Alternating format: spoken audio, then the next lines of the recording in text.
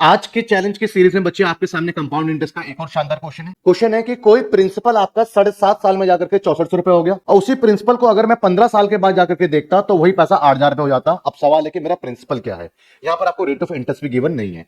तो ऐसे सवालों को अगर आपको सॉल्व करना है जहां पर टाइम आपका डबल हो रहा है, जैसे आप देख रहे हैं कि 7.5 साल है और ये आपके पास में 15 साल है, तो क्या देखने को मिल रहा है आपको देखने को मिल रहा है आपका टाइम क्या हो गया, डबल हो गया।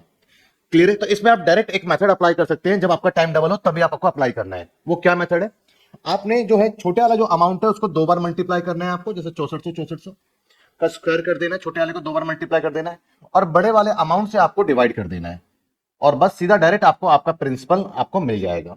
क्लियर है बच्चे। तो आपके प्रिंसिपल यहाँ पे सॉल्व करेंगे आप, तो आपके पास में बेसिकली 64 सॉल्व करेंगे, 832 3 48 51 और ये 0। तो आपका यहाँ पर प्रिंसिपल कितना था, 51 20 आपका सी का आंसर है।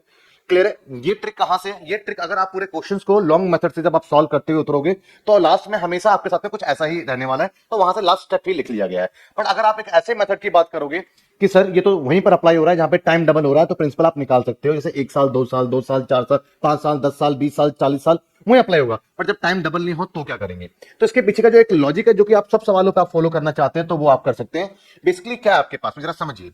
जीरो में प्रिंसिपल पड़ा हुआ था, उसके बाद 7.5 साल में आप गए और उसके बाद आप 15 साल में गए। इस बात को जरा पहले देखिए। तो जीरो में जो आपके पास पैसा पड़ा था वो आपको नहीं मालूम, लेकिन जब 7.5 साल में देखा तो आपने आपका पैसा कितना आपने पाया, 6400। और फिर यहां पर आपने कितना पाया, 8,000। तो आप इसका रेशो लेंगे तो बेसिकली 4:5 आया। कितने सालों में, ये 7.5 सालों के अंदर आप देख रहे हैं कि ये रेशो है।